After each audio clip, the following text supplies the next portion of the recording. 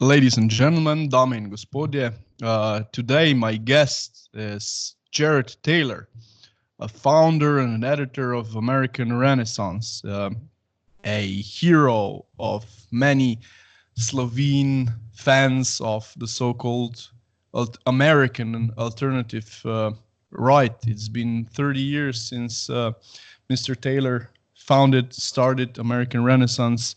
Thanks for accepting my invitation. It's a great honor, Mr. Taylor. Oh, thank you very much for inviting me. It's a pleasure to be on your video cast here.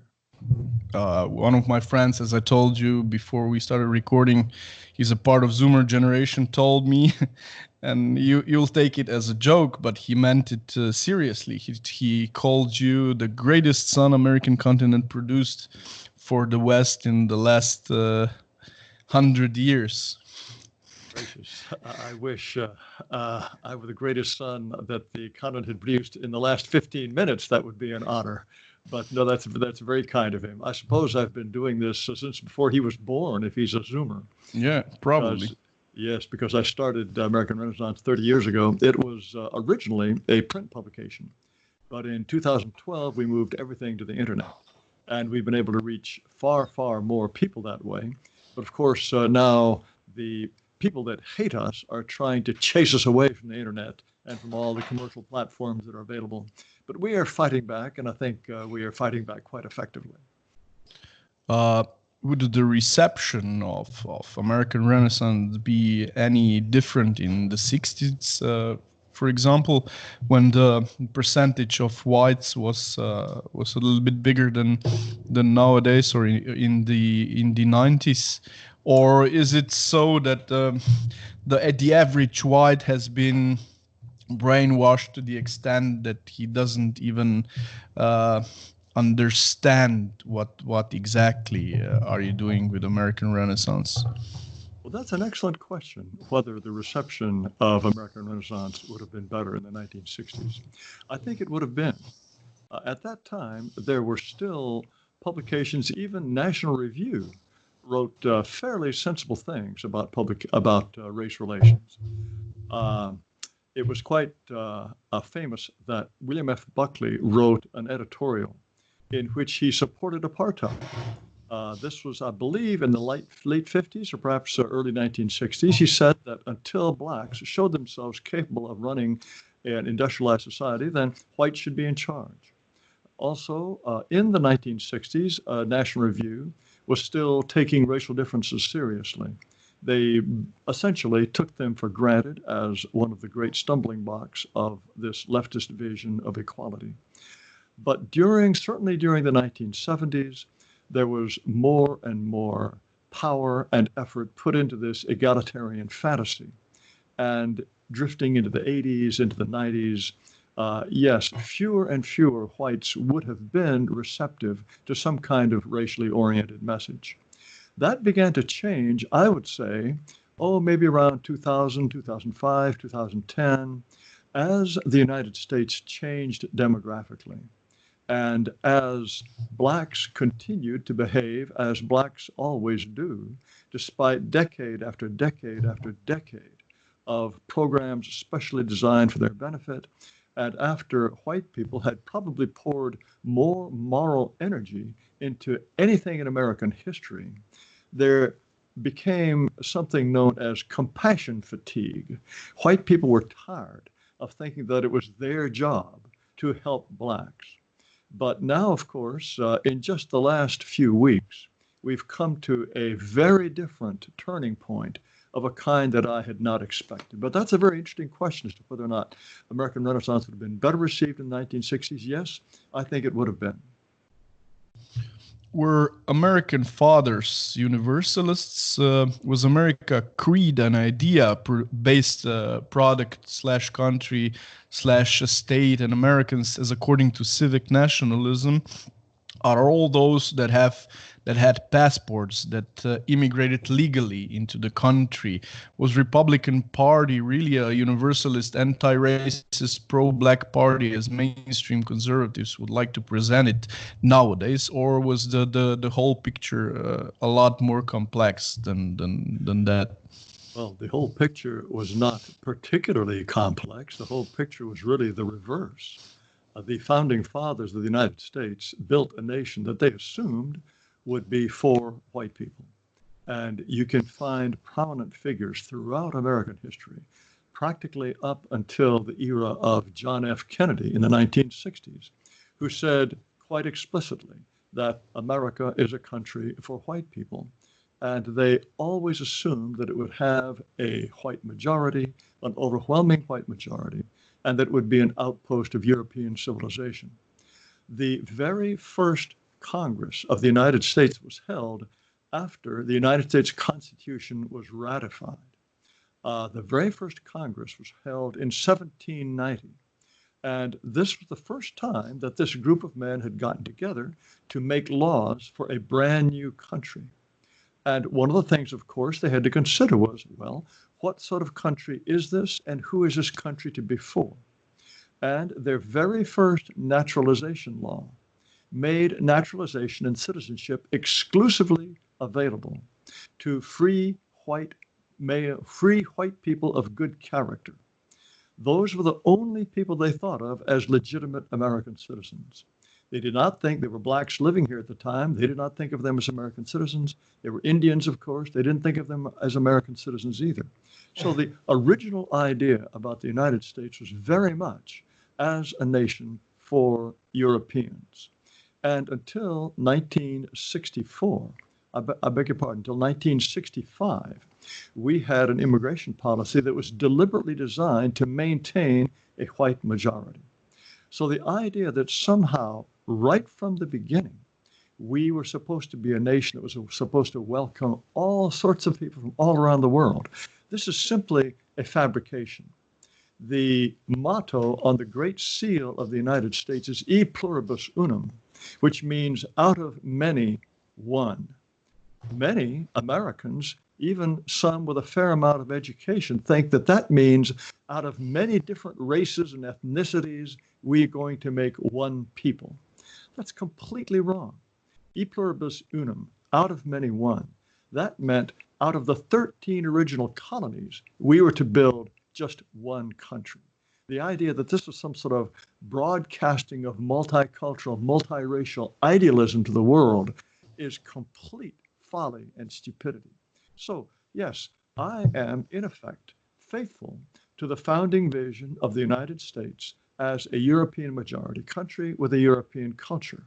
The people who govern the United States have, of course, departed quite radically from that vision.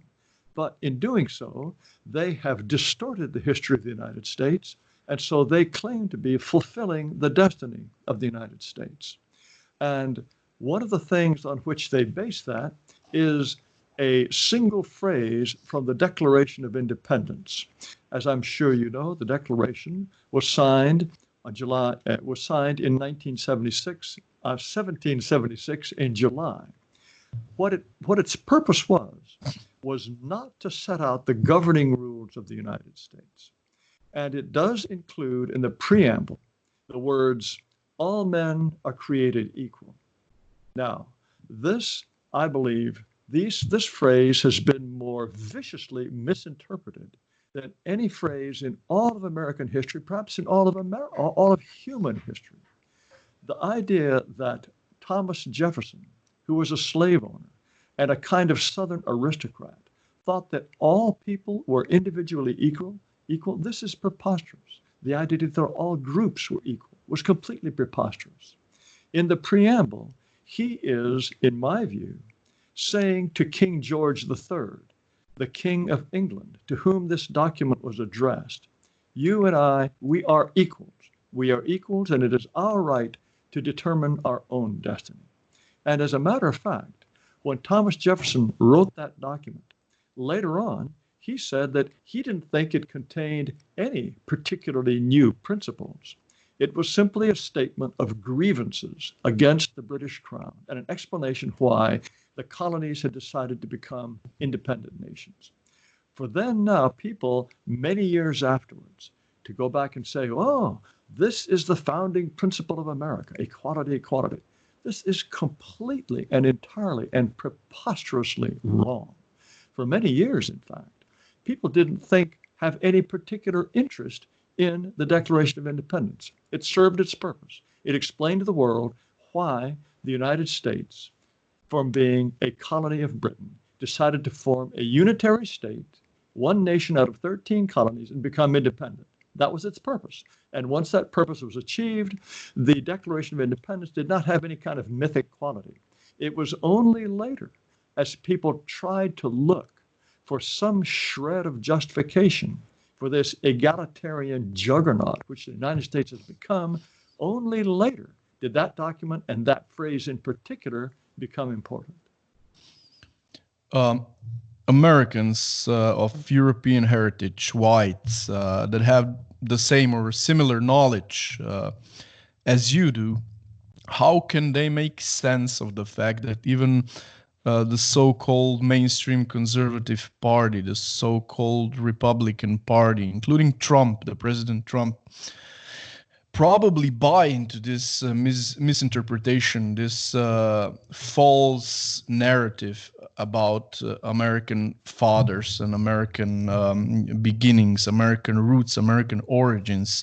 How can they make sense of this, and how can they still have faith in what whites probably still hold as their party, as Republican Party?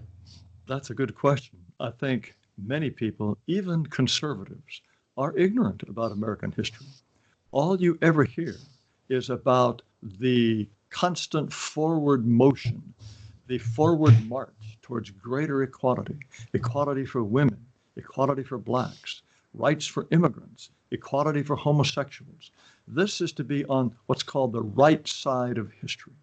You are always making more and more requirements that everyone be treated exactly the same, and that to make distinctions between the sexes or sexual orientations or religions or cultures or people, nationalities. This is evil. This is a myth about the United States, but it is a myth that has taken hold of this country probably since about the late 60s, early 70s.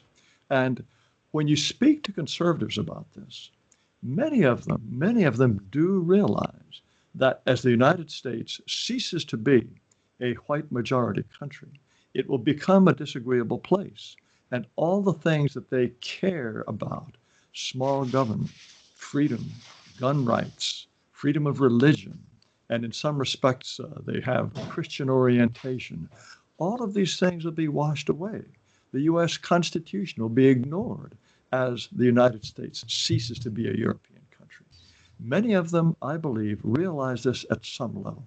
But to speak about the importance of race in the United States today is the number one crime. When white people are allowed to speak about race at all, it is only to recognize that they are the bad people of history.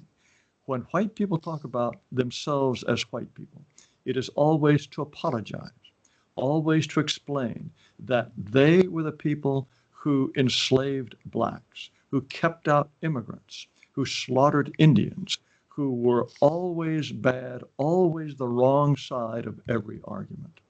And to me, the real question about the United States of the last, say, 50 or 60 years is, why is it that white people have begun to think these things? I've been cudgeling my brains trying to get to the bottom of this. Why is it that white people are so easy to trick and hoodwink into thinking that they are evil people? That when they wake up in the morning, all they really do, whether they want to or not, is oppress non-whites or women or homosexuals or whoever the fashionable pets are of the day. Why are white people persuaded to believe this? I don't have a good answer for that.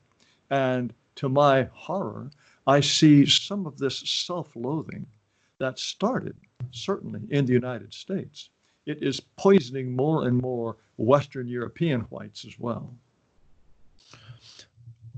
When I talk to academics, some academics, they have a habit of saying that what is white is very relative and that it is extremely difficult to define it, while at the same time, they have no problem supporting groups like Black Lives Matter, claiming they act for the cause of fighting systemic racism against blacks, and one of its manifestations, police brutality, violence against blacks, supposedly based in biases against blacks, which implies that they have no problem defining what is black and determining who is black. I also listened to some interviews with you done by mainstream media, CNN, and similar questions are asked in these interviews.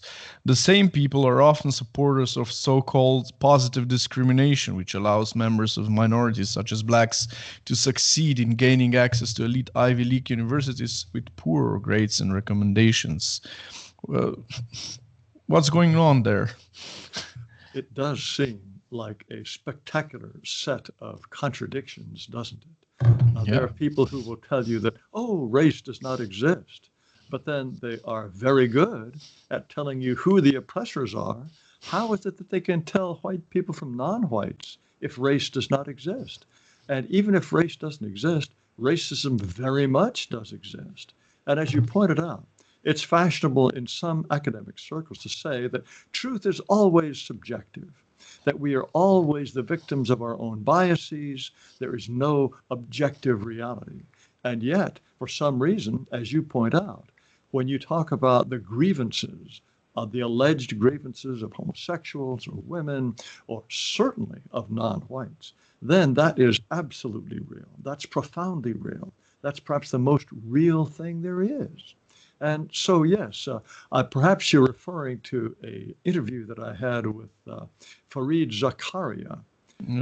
He was insisting that for me to speak in the name of whites was ridiculous because no one can know who is whites, who a white person is. What I should have said to him is, well, of course, if here at CNN the word comes down from top management that we have too many white people on camera, will you be worried?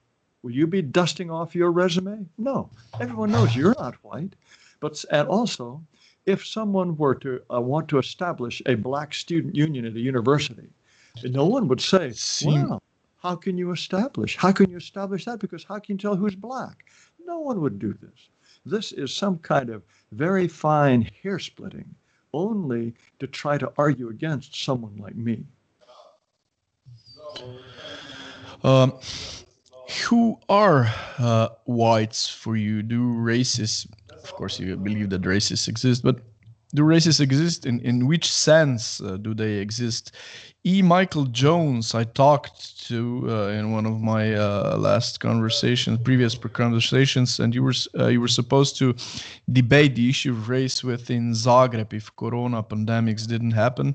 Says that while ethnicity does really exist, race exists only in the mind. While it is true that whites had many wars against each other, and ethnicity was obviously more important there than race, or that race was obsolete in such occasions, and basically throughout the historical period of Catholic Church, and you wouldn't identify as white when you were a Scot fighting English people, for example, but new circumstances can cause for new things and new identities to exist. Would you say that whites, even those normies without any white identity right now, will be forced to identify as white in the future because...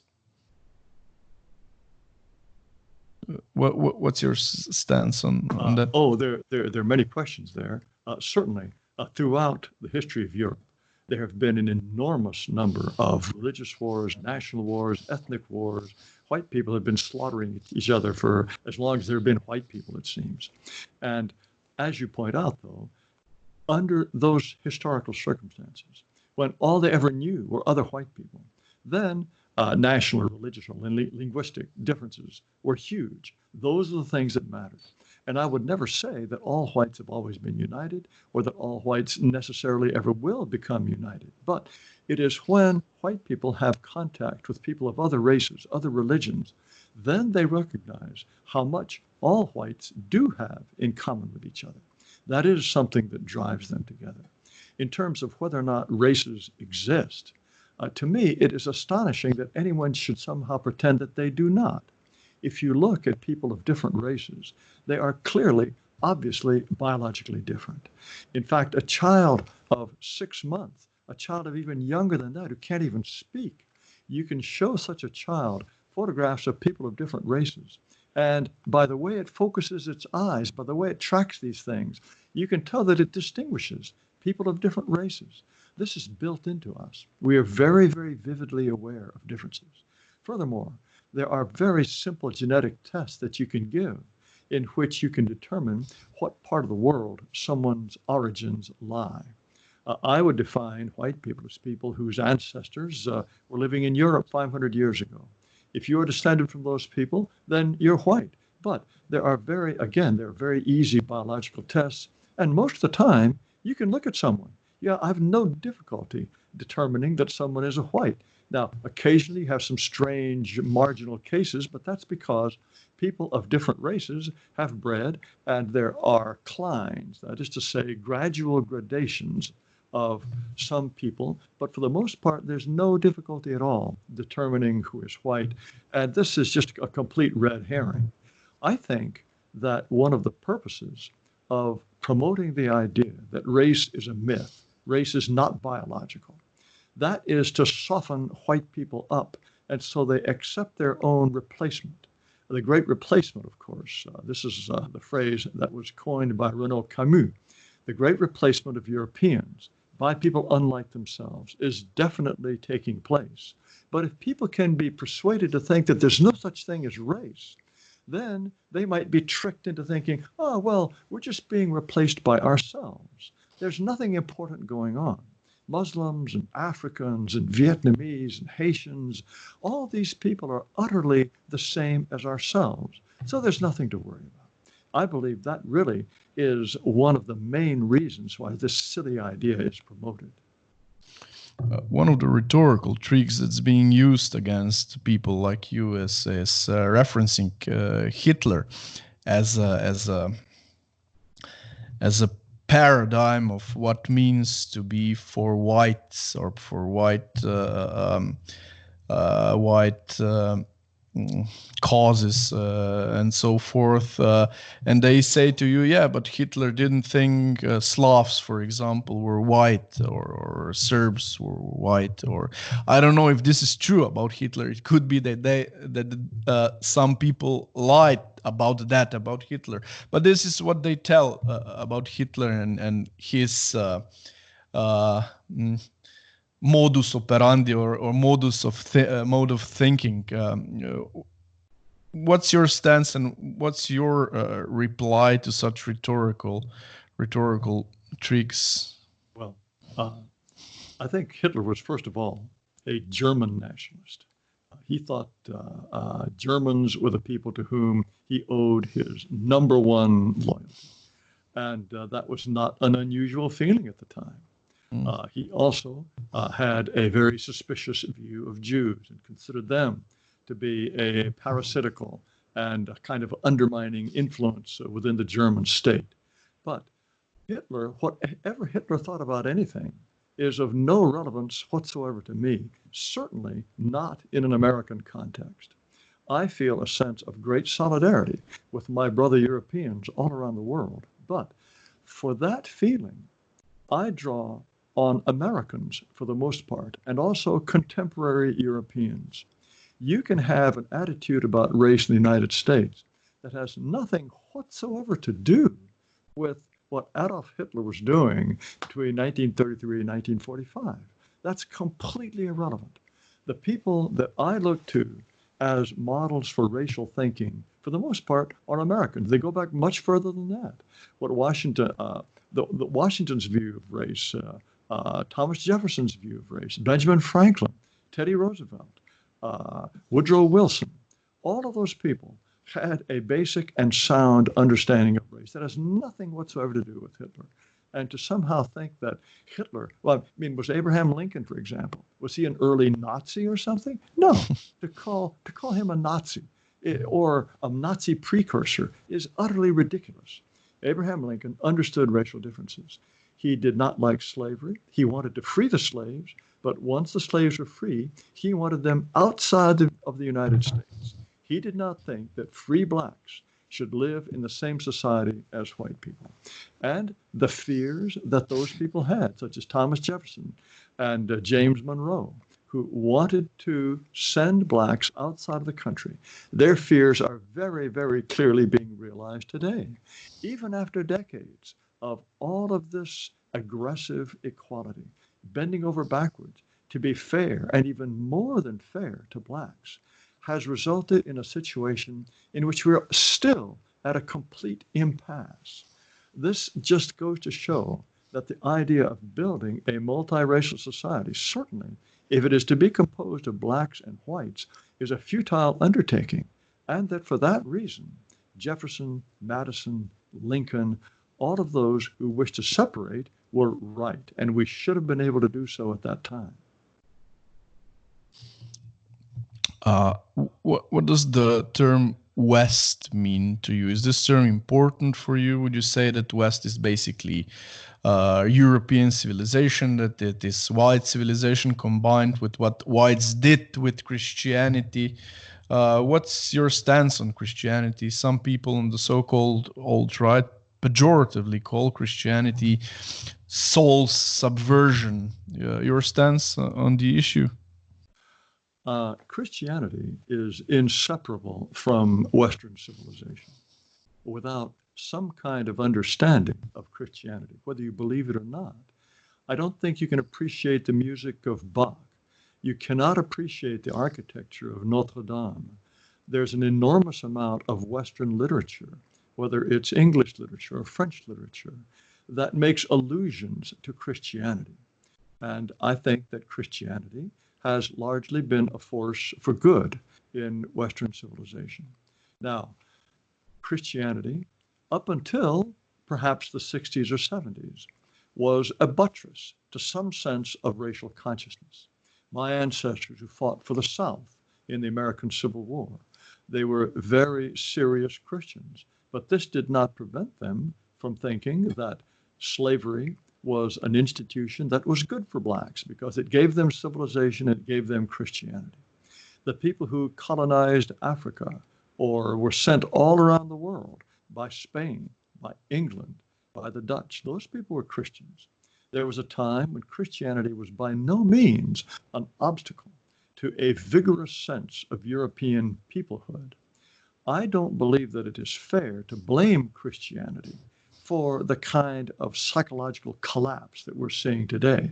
It is true that Christianity is a universalist religion, but it does not mean that whites need to mix with others. It does not preach miscegenation. It does not preach subordination.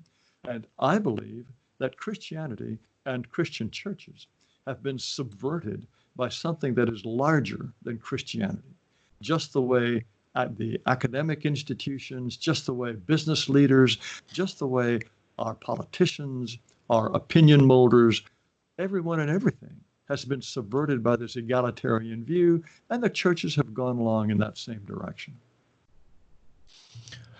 If I understood your position properly, you're basically a libertarian advocating for the freedom of association in this sense. Yet the mainstream media and organizations like ADL and Southern Poverty Center are name-calling you white supremacist, racist, and so forth.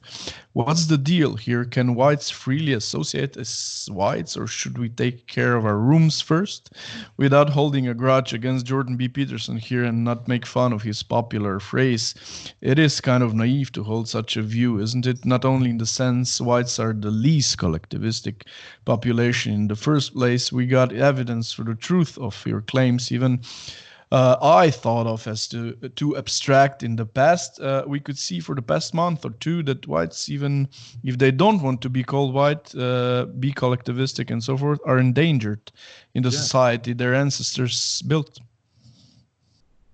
Well, oh yes, for generation after generation, when whites came into contact with non-whites, they had a vivid sense that they were Europeans, that they were whites, that they had a commonality with other Europeans, with other whites. And this persisted, I would say, certainly up until maybe the 1950s, the 1960s. I'm sure you're aware of Charles de Gaulle's observations. he said that, okay, there can be French people who are Muslims, there can be French people who are Africans, but they have to be a small number because France is a European, a white, and a Christian country, and it must stay that way or it will cease to be France. This is very common. It was taken for granted. It's only gradually that this very common sense view of things has glimmered away. This is one tough question I have to ask because some of the people from the alt-right have been asking this question. If you think away all the other differences between you and Hitler's National Socialism, it seems that one of the big differences between you and Hitler's National Socialism is the stance towards the Jewish population or towards the Jews.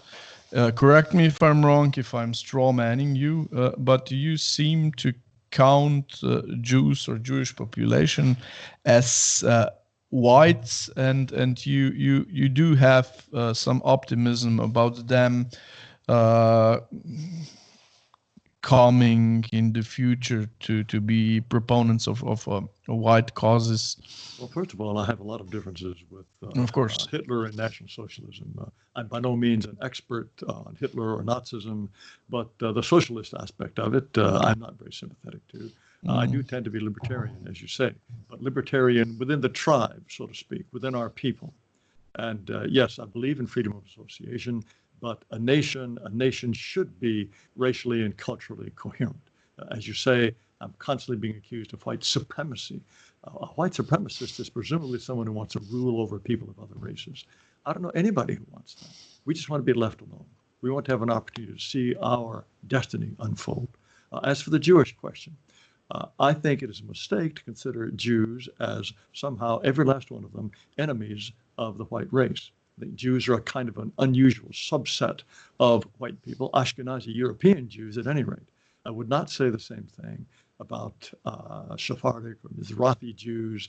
There are some Jews who are clearly Semitic, but those who have lived in Europe for many centuries, many of them have absorbed a kind of Western view. Now, it is unmistakably the case that Jews, including Ashkenazi Jews, have been very, very active in all of the intellectual movements that have been trying to undermine some sense of white racial consciousness. I think that's absolutely the case. But by no means does that mean that every single Jew is therefore our enemy. And there have been Jews that have been involved in the work of American Renaissance right from the start. They have written for us, they've spoken at our conferences.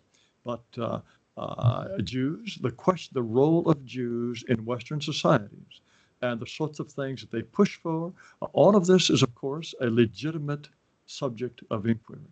And I know that you had Kevin MacDonald as a guest on your program. He has looked into these questions very seriously, and he should be allowed to do so. It is completely wrong to somehow pretend that anyone who examines the role of Jews and takes a critical eye to their role in Western societies is somehow a Jew hater or an anti-Semite or a Nazi. That's completely wrong. There should be freedom of inquiry in all domains. But again, I know Jews who are very much men of the West. They may not be Christians, but I know men of the West who are Gentiles, who are not Christians, but who very much feel as though they are part of Western civilization, part of the white race, and they are working very hard to preserve it. And it is silly to consider them all our enemies. But when you see a modern Republican Party, a modern conservative movement, at least mainstream conservative movement, it seems that it is a legit critique of it, that it promotes narratives that are trying to speak to minorities, yet the minorities don't vote for them at all. Aren't there at least some similarities between American Renaissance not being explicitly critical towards Jewish population and the modern conservative movement? I'm just asking. If I'm strawmanning you, then please correct. What you're saying is, what is the point in being open to Jews if Jews are all hostile anyway? And you're drawing a parallel between the Republican Party. You say the Republican Party is always trying to help blacks, to create enterprise zones, flatter them, and try to get them into the party, but they never vote more than maybe 5 or 10% for Republicans.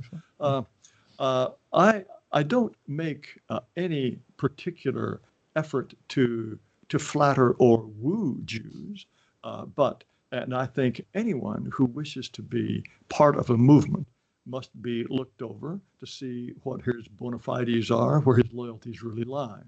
What I'm saying is that even though Jews may not wish to participate in white advocacy or race realism of the kind that I'm talking about in large numbers, that does not mean that we should not welcome them when they are willing to do so.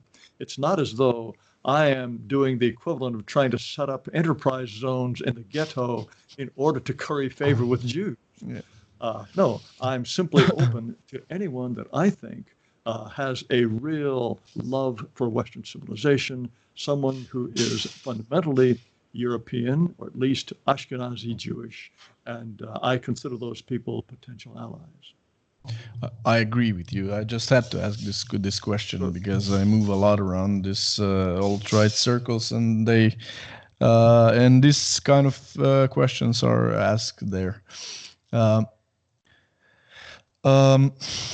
let me say this: it is certainly understandable that people have a deep suspicion of Jews because, as I said, they have been in the vanguard of so many of these movements of trying to discredit the idea of race or discredit European nationalism. And many people find it particularly insulting that Jews have no problem supporting a Jewish state in Israel, whereas at the same time they turn around and say, no, the French must not have their own state. There are many reasons to criticize the activities of certain Jews.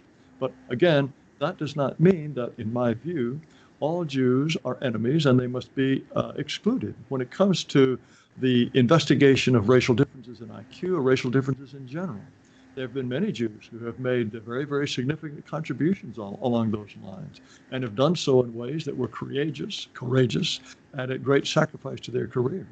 And there are also Jews who are very much in a support of any kind of white advocacy, who clearly want the United States and Europe to remain majority European. These people are not our enemies, and to treat them that way, I believe, is a mistake.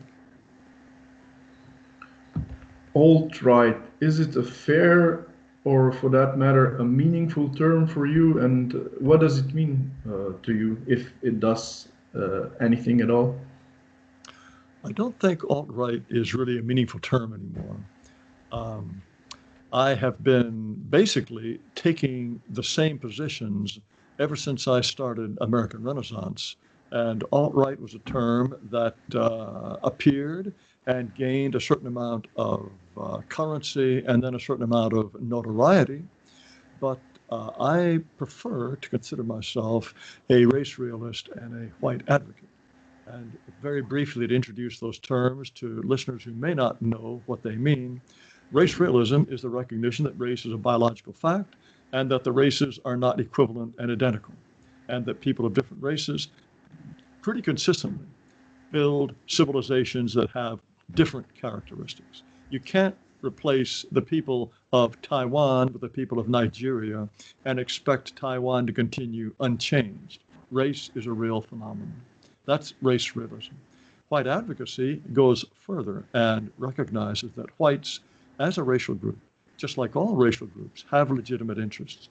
And if all other racial groups are banding together, establishing organizations, starting movements to advance their interests, they're going to be doing so at our expense. And for only whites not to protect our racial interests is unilateral disarmament in a very dangerous world. If things continue as they are, if it continues to be taboo for whites to say, well, no, This is our culture. This is our land. These are our people, and they are for us. And we wish you well, but you must stay where you are. You cannot come into our countries and reduce us to a minority. If it is going to continue to be immoral, supremacist, Nazi for white people to say that, then eventually we will be overrun. And so I consider it my role to wake white people up to the historical, the biological, and most importantly, the moral justification of defending their own rights as a distinct and valuable and historically very significant people. That's what I see my role. Donald Trump and the whites, is he a naive boomer or a 4D chess player for white cause that secretly calls whites to the battle, or what's your stance on Donald? Did you vote for Donald Trump in 2000? Trump. I believe you did. Yes, I voted for him, and I will vote for him again in November. But Donald Trump is not a racially conscious white man. I think he has some good instincts. He is a kind of instinctive American patriot. He realizes that some people become better Americans than other people. When he talked about Mexican rapists, for example, or Mexican criminals coming into the United States, there certainly are such people, and we should do everything possible to keep them out. And when he talked about a Muslim ban, he recognized that Muslims don't fit very well into the United States. All of these are obvious to anyone who's not completely blinded and blinkered by contemporary egalitarian foolishness. But I don't think he realizes that what he's talking about is a kind of incipient white advocacy. I don't think that he's someone who would say, really, the United States was built by white people, for white people, and it should stay that way. I don't think he's capable even in thinking in those terms. Nor am I convinced that it would be possible for him to talk about race and IQ.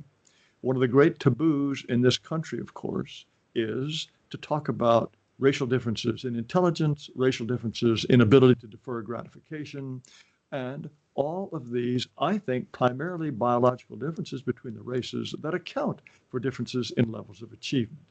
If we insist on saying, blacks, they're just as smart and hardworking as whites, and every possible problem they have is because of wicked white racism, past, present, and future, we will never solve our problems. We'll never have a realistic attempt. We'll never realistically understand the problem, because that day of equality will never come. We're not talking about absolutely identical races. I don't think Donald Trump, whether he even thinks in those terms, I don't think he would ever be able to articulate something like that. At the same time, I do not consider him an admirable person. He's boastful. I think he's very, very fast with the truth. I think sometimes he does say things. He does say things very carelessly. Sometimes he may know that they are not, that they're mistaken. I hate to call people liars, because when someone is a liar, that means he is deliberately saying something he knows is false. But I think that he is a man, he is erratic. People always say that he's someone who agrees with the last person who talked to him about a subject. He's not an intellectual. He doesn't read books. He gets his information from television news, I understand. And I just don't think he's an honorable or particularly decent man. On the other hand, he is vastly better than Joe Biden, and so I will vote for him.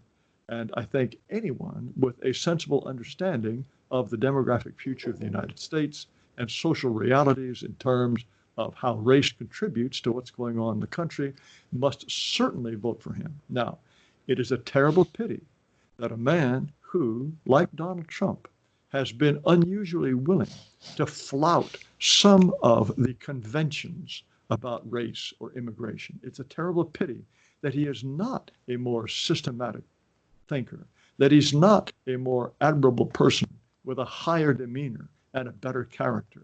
It is a real tragedy that a guy who was, in fact, outside the political system and who, in some dim and instinctive way, grasps some of the things that people like me have been saying for decades, has turned out to be such an undependable and such a strange and stumbling boob of a man.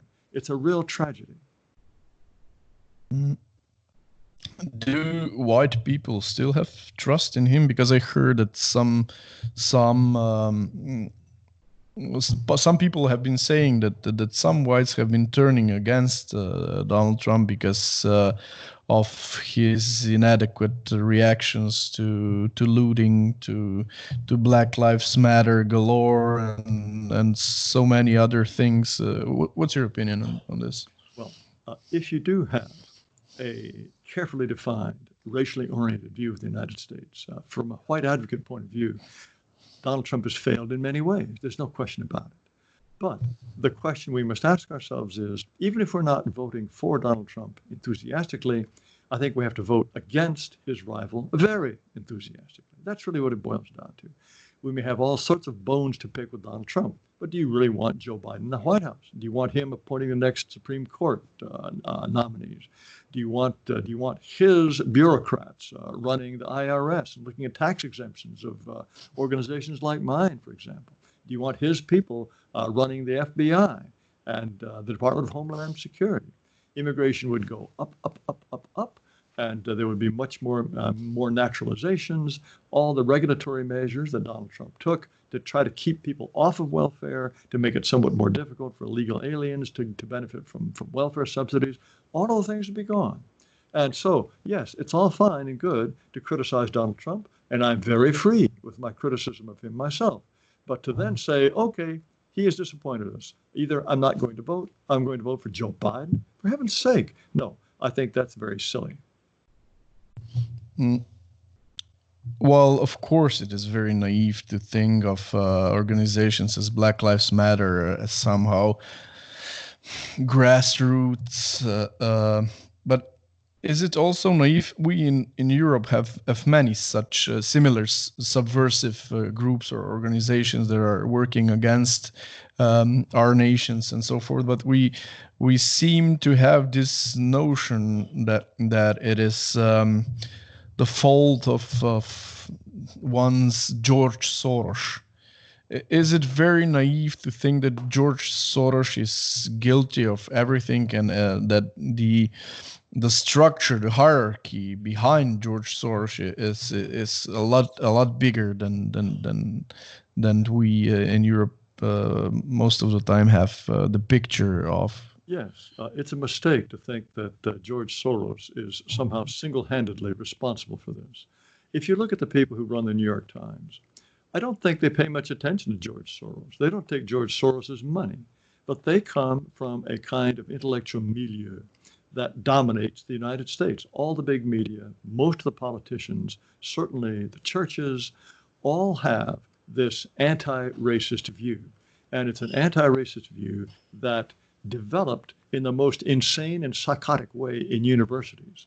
And what we are seeing now in the United States with this Black Lives Matter business is this bursting forth of completely unjustifiable and psychotic views about race that were cooked up in the universities and that had been percolating there and marinating there for generations. We now find this flooding into corporate suites, for example. And so we have this astonishing situation in which blacks will loot a Target store, a big box Target store. And what does Target do? It allocates millions of dollars for black causes and for Black Lives Matter. What's this?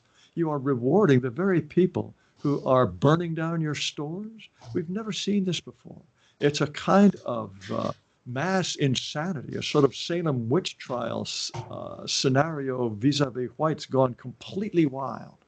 So this is something that is brand new.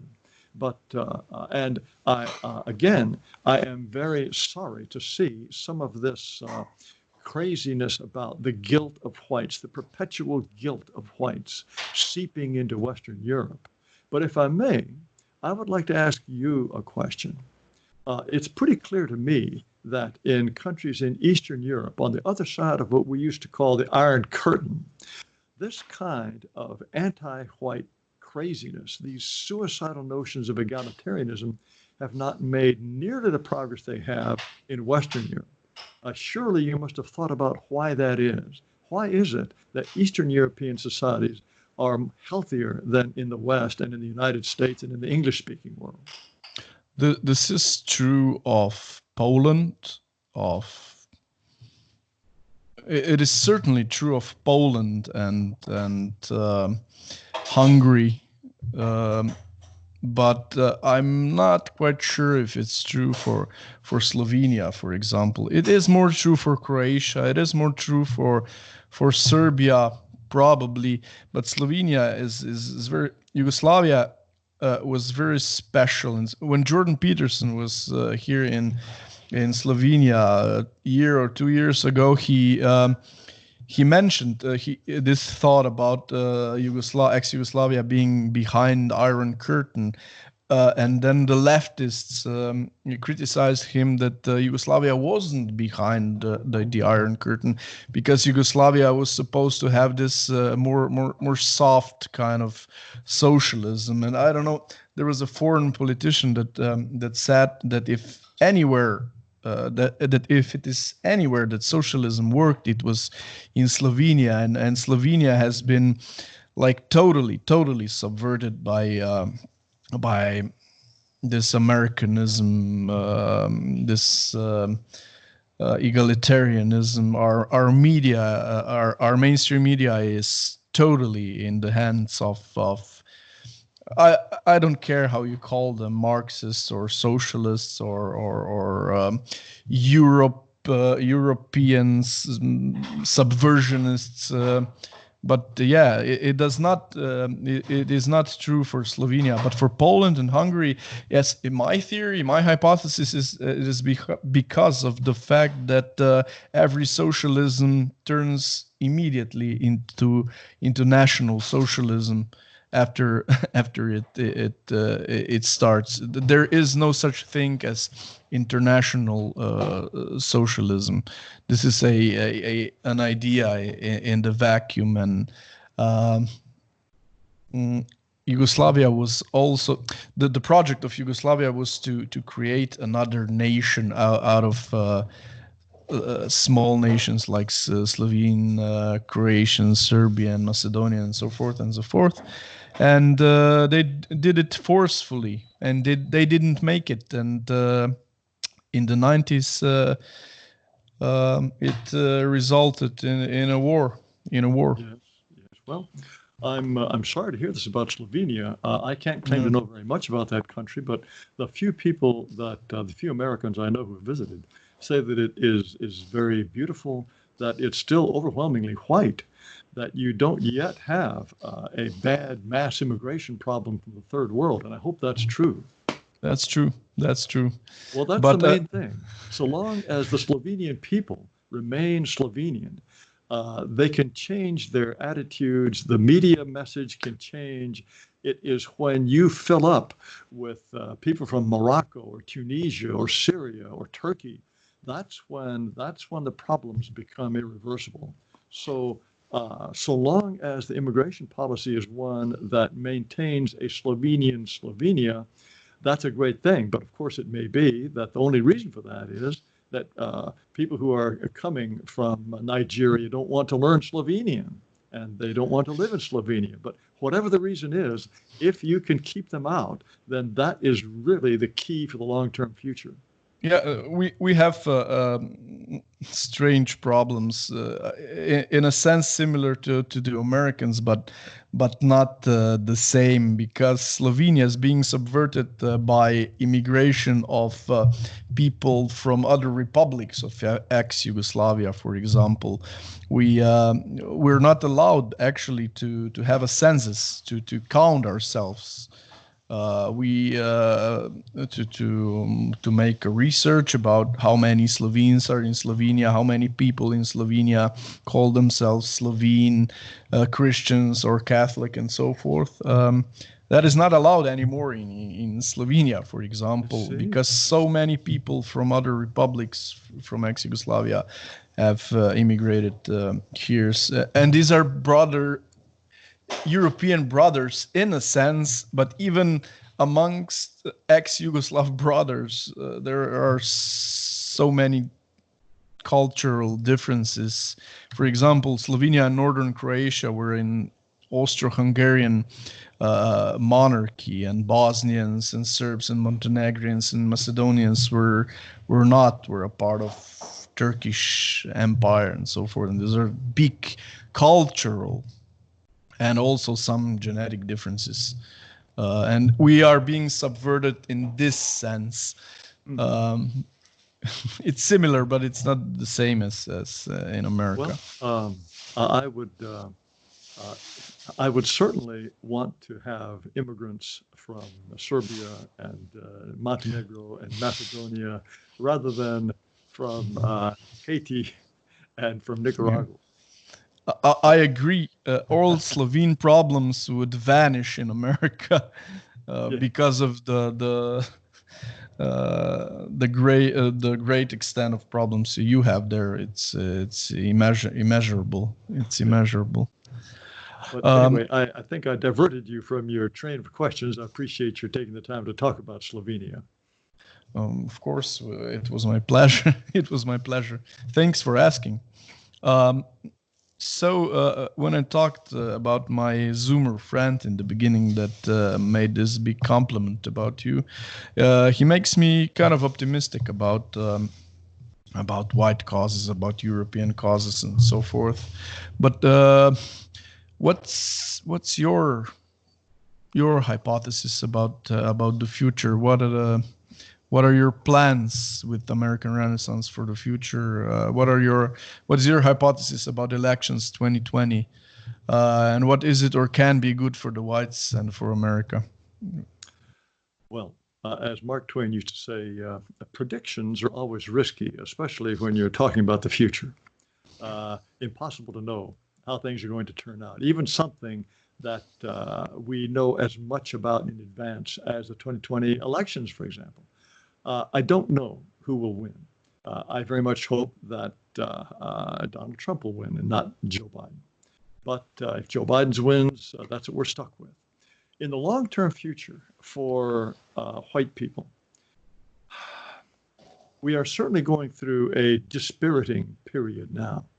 All of this Black Lives Matter business and the number of whites who are out in the streets saying completely crazy things like white silence is violence. The idea that unless white people are constantly acting in some way to dismantle white supremacy, I don't know how on earth they would do that, unless they are constantly spending every waking hour fighting the power structure, they are somehow perpetrating violence on blacks. This is one of the most insane ideas that I think has ever percolated out of the insane depths of the United States. But this is the kind of thing that people take seriously, and that we can be that white people without even trying. We can make life miserable for blacks. It's as if we have magical powers, but people seem to take this seriously, that somehow by not thinking the right thoughts, you and I are oppressing black people, making them shoot each other in the ghettos and making them get teenage girls pregnant or take drugs. This is just preposterous. The idea that, yes, just because we are not actively fighting white supremacy, we are perpetrating it, propping it up. This kind of lunacy, it's never been popular outside of just the worst fever swamps of academia. But to see this out in public now, this is a big surprise to me. Now, what will the consequence of this be? What is the long-term future of the United States?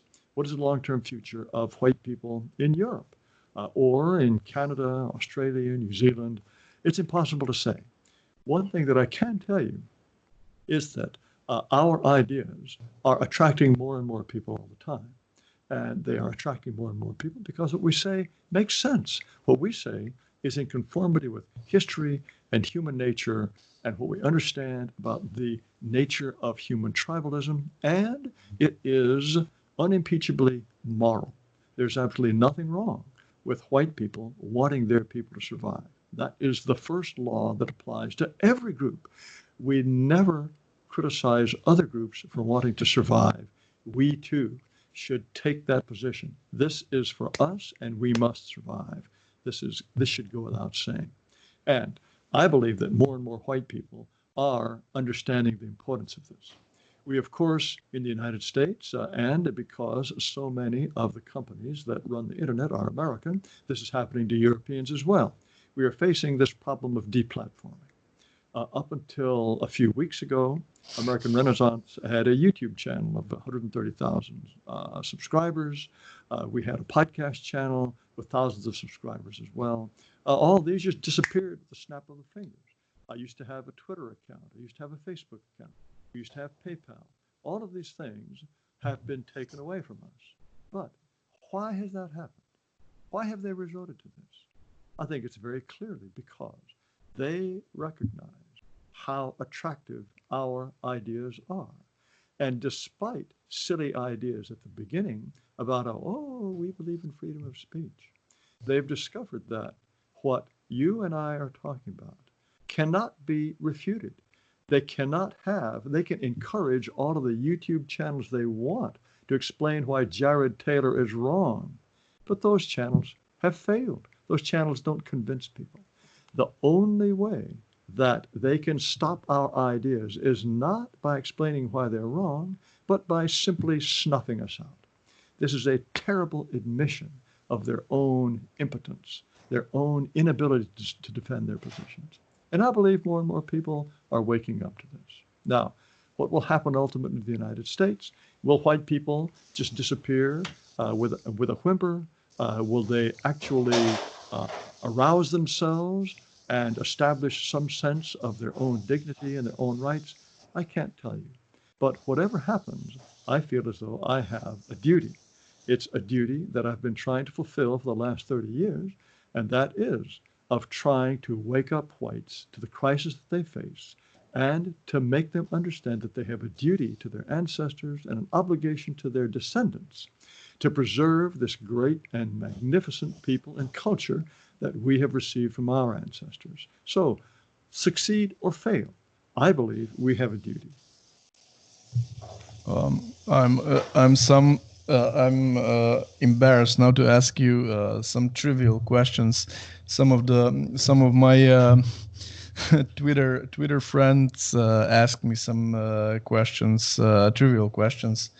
About what's your favorite movie and who's your favorite historical character, personality. And now I'm embarrassed to ask these questions because your last message was so beautiful and poetic. But anyway, who's your favorite historical personality? Well, I'll start with my favorite movie. Okay. I actually had to pick a favorite movie because I was interviewed about movies by Red Ice TV, Red Ice Media. Perhaps you know those. Yes. I know.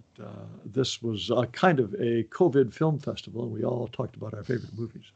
And at that time, I said, and I continue to hold this position, my favorite movie is a Japanese movie called Harakiri.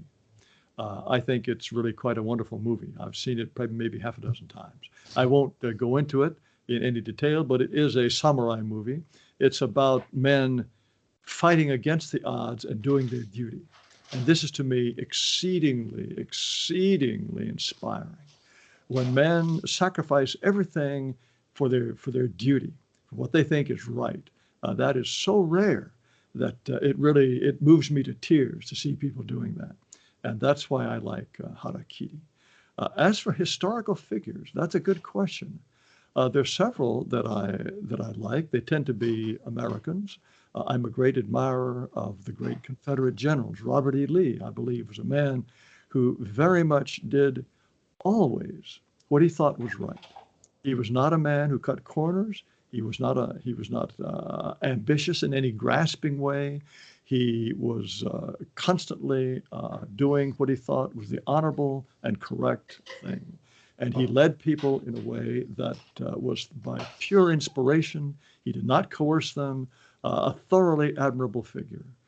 George Washington was the same way. These are people who had a real sense of their own dignity, of their own destiny, and always tried to be fair, honest, and honorable. This is not the kind of personality you find in public life or virtually anywhere today. Most of the public figures we see are obviously corner cutters. They're self-serving. They cloak their own interests in some kind of false garb of general interest. So we have very few genuinely great men.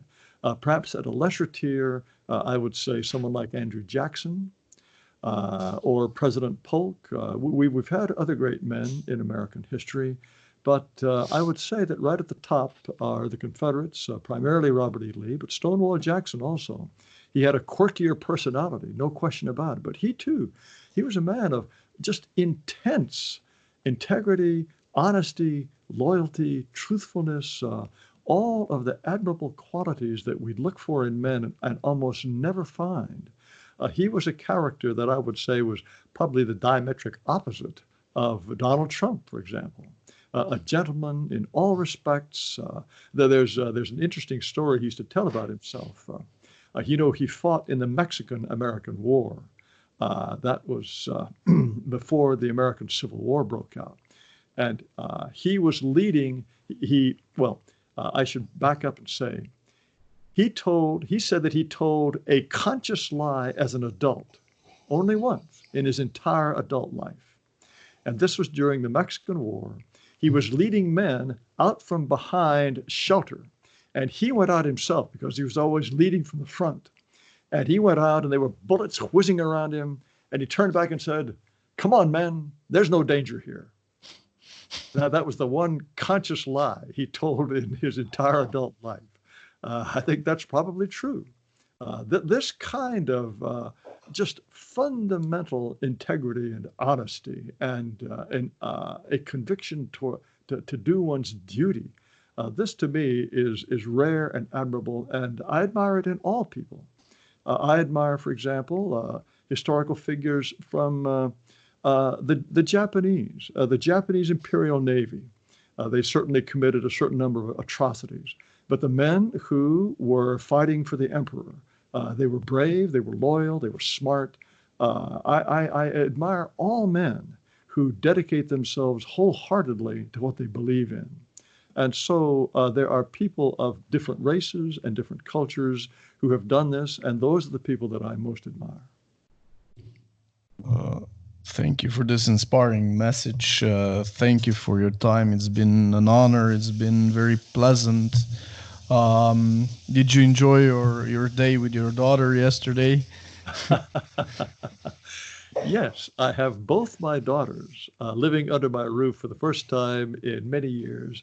And this situation will probably last only maybe another month or two, and it may never happen again. So I'm very much enjoying living with my daughters again. It's great. Thank you, Mr. Jared Taylor. I hope we can make another conversation after a while once again. And it's been great. Thank you. Well, my pleasure. Thank you so much for inviting me. It was an honor. It was my obligation to myself and to my audience. Thank you once again, and to your audience. If anyone wants to subscribe to my channel, it would be great. Thank you, Mr. Taylor. Very good. Have a great day. You too. Goodbye. Goodbye.